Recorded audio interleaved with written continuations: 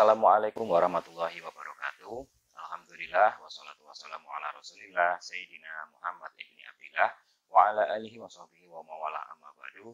Saudara-saudaraku kaum muslimin yang dirahmati Allah Subhanahu wa taala dimanapun berada. Pada kesempatan kali ini saya akan menyampaikan tema yaitu tentang bagaimana cara kita memperbaiki sholat sehari-hari, dan pembahasan kali ini dikhususkan dalam kaitannya dengan bacaan surat-surat pendek dalam sholat. Nah, Rasulullah SAW telah memberikan contoh kepada kita, memberikan contoh kepada para sahabatnya, yaitu dengan membaca surat pendek dalam sholat setelah membaca surat Al-Fatihah. Maka para ulama itu merumuskan sebuah aturan yang mana dapat kita kerjakan dan kita biasakan dalam kehidupan sehari-hari kita. Kenapa saya mengambil tema ini? Karena saya melihat banyak sekali saudara-saudaraku di luar sana, dia membaca surat pendek akan tetapi tidak tahu bagaimana aturannya. Atau dia hanya malas-malesan membaca surat pendek itu yang hanya itu saja. Misalkan yang paling pendek.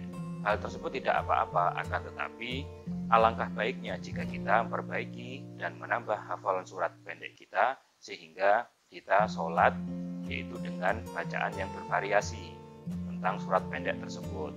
Nah, bagaimana aturannya menurut para ulama?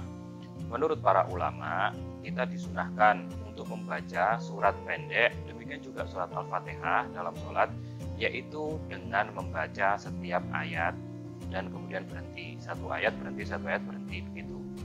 Nah, agar apa? Agar kita tidak tergesa-gesa dalam sholat kita dan kita bisa merenungi, mentadabburi ayat-ayat yang dibaca dalam sholat tersebut. Nah, kemudian ini kaitannya dengan bacaan surat pendek, yaitu dengan urutan. Bagaimana Rasulullah SAW itu mengajarkan kepada kita bahwasanya seorang sahabat bernama Abu Qatadah radhiyallahu anhu, beliau berkata, kami sholat di belakang Nabi Muhammad SAW dan beliau membaca surat setelah membaca Al-Fatihah di 2 rakaat pertama pada sholat asar dan sholat zuhur. Dalam riwayat lain juga pada sholat subuh. Hadis ini diriwayatkan oleh Imam Bukhari dan Muslim. Maka bagaimana praktek atau apa surat yang dibaca oleh Nabi? Nah, dalam sebuah riwayat yang diriwayatkan oleh Imam Ahmad bin Hanbal, bahwasanya Nabi Shallallahu Alaihi Wasallam itu membaca pada rakaat pertama membaca surat At-Takwir, dan pada rakaat kedua itu membaca surat Az-Zalzalah. Yang mana surat At-Takwir itu surat ke-81 dan Al-Zalzalah adalah surat ke-99. Dan surat At-Takwir itu lebih panjang dan lebih banyak ayatnya daripada surat Al-Zalzalah yang hanya 8 ayat saja. Nah, maka dari ini para ulama itu memberikan aturan bahwasanya kita disunahkan untuk membaca surat pendek yaitu menurut aturan atau susunan urutan Al-Quran. Nah, misalkan jangan baca kulhu kemudian membaca inna atau ina. Nah, jangan seperti itu. Ini kadang kita sholatnya males ya, kemudian ngantuk atau bagaimana. Nah, lalu membaca suratnya itu ya kita seenaknya saja lah, seingatnya saja. Nah, maka mari kita perbaiki sholat kita dengan memperhatikan surat pendek yang kita baca. Nah, kemudian selain urutannya seperti urutan Al-Quran, ulama juga mensunahkan kita untuk membaca surat pendek tersebut rakaat pertama itu lebih panjang daripada rakaat kedua.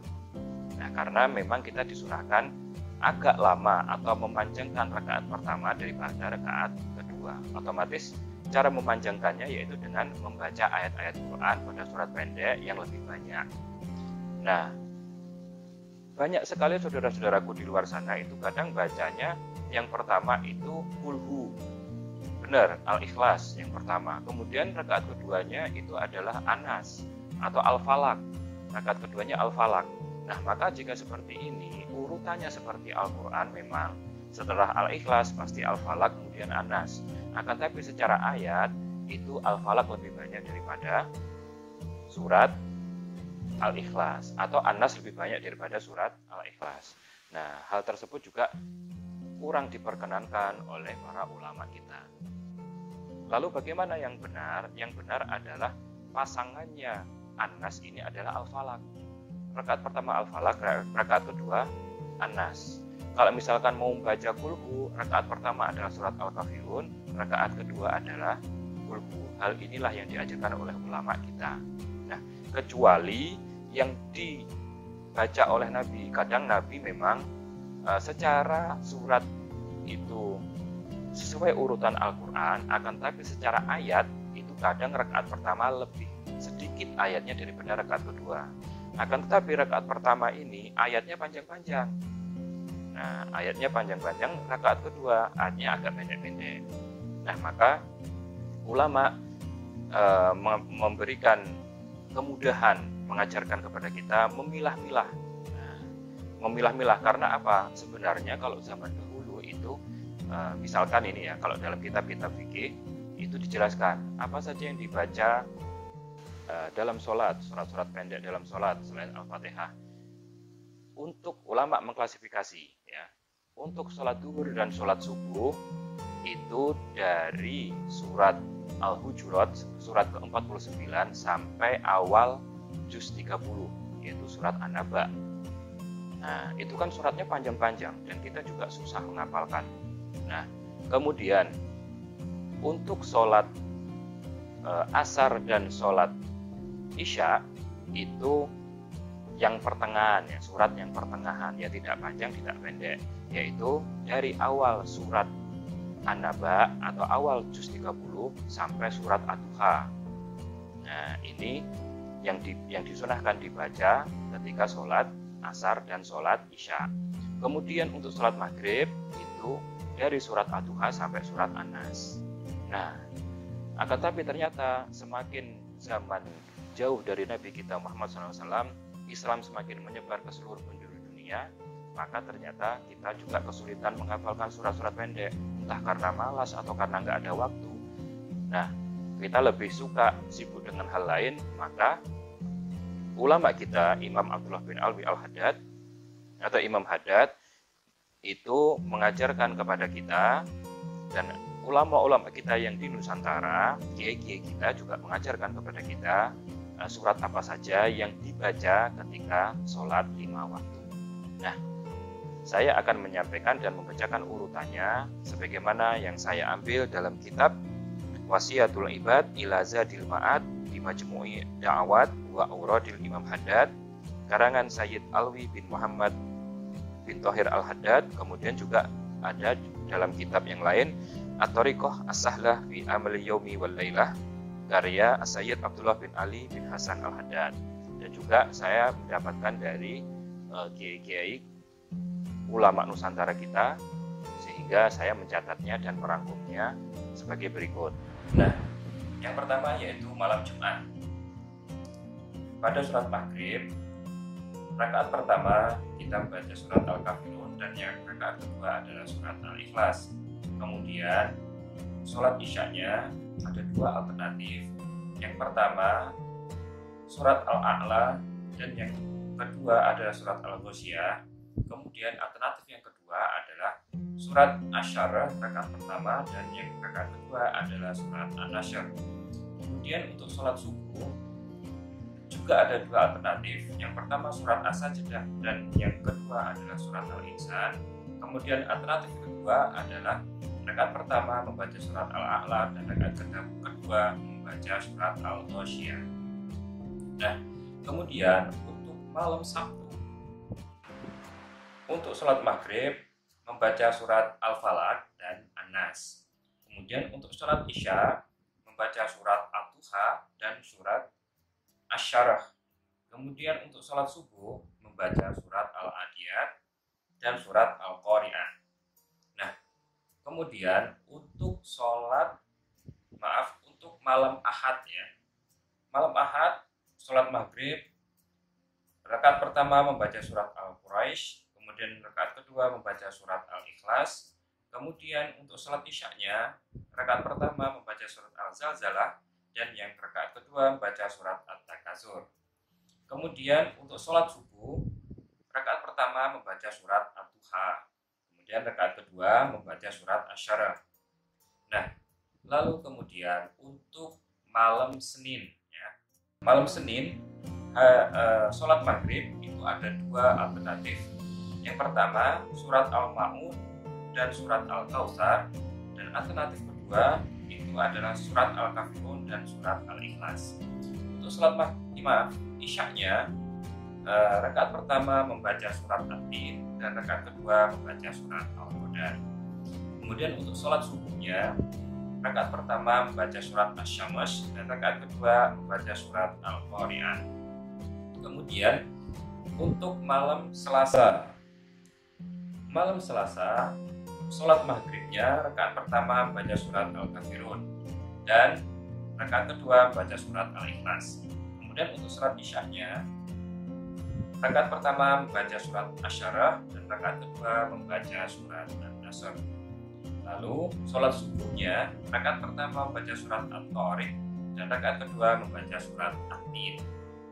Lalu kemudian untuk malam Rabu, ya, untuk malam Rabunya sholat maghrib rakaat pertama membaca surat An-Nas dan rakaat kedua membaca surat rakaat pertama membaca surat Al-Falaq dan yang rakaat kedua membaca surat An-Nas.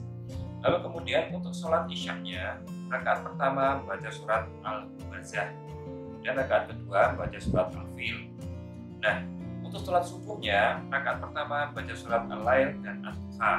Ini alternatif pertama, ya. Alternatif kedua yaitu rakaat pertama membaca surat Al-Bayyinah dan rakaat kedua membaca surat Al-Zalzalah. Lalu kemudian untuk malam Kamis, nah, sholat maghrib rakaat pertama membaca surat Al-Ma'un, kemudian rakaat kedua membaca surat Al-Kautsar. Nah, untuk sholat isyaknya rakaat pertama membaca surat At-Tin dan rakaat keduanya membaca surat Al-Qadar. Kemudian untuk sholat subuhnya rakaat pertama membaca surat Al-Bayyinah dan rakaat kedua membaca surat Al-Adiyah. Nah, ini khusus sholat maghrib, isya, dan subuh. Adapun sholat zuhur itu ulama hanya satu saja, ya. Ulama mengajarkannya atau menyunahkannya kepada kita yang mudah itu hanya satu rangkaian, yaitu rakaat pertama membaca surat Asy-Syarah dan rakaat kedua membaca surat Al-Kafirun. Kemudian untuk sholat asarnya itu ada 3 alternatif, ada 3 pilihan. Yang pertama yaitu surat At-Takasur dan surat Al-Asr, itu satu rangkaian, ya. Kemudian alternatif kedua atau pilihan kedua yaitu surat Asy-Syarah dan surat An-Nasr. Kemudian untuk yang ketiga, pilihan yang ketiga yaitu surat Al-Asr dan surat Al-Ikhlas. Nah, ini bisa kita terapkan, bisa kita biasakan sehari-hari, atau yang lebih baik yaitu mungkin kita bisa, ya, mencatatnya. Kita catat, kemudian kita taruh tulisan tersebut di depan musola kita, atau bagi yang pengurus masjid bisa menuliskannya kemudian ditaruh di depan tempat imam, sehingga kita bisa membacanya, kita bisa ingat dan apa yang harus dibaca pada sholat yang akan dilakukan. Nah, ini semuanya adalah apa yang telah diajarkan oleh ulama. Adapun yang belum hafal, misalkan surat di sini tadi saya sebutkan ada yang belum hafal, bisa diganti dengan Al-Kafirun dan Al-Ikhlas atau Al-Falaq dan An-Nas. Itu hanyalah alternatif saja. Akan tapi ini semua adalah rangkaian yang telah dipilihkan oleh ulama kita, sehingga kita tidak sembarangan memilih surat ketika sholat. Karena apa? Imam Nawawi mengatakan orang itu kalau sholat kemudian surat pendeknya itu tidak urut seperti Al-Quran, itu hukumnya adalah makruh, kurang afdol atau tidak afdol.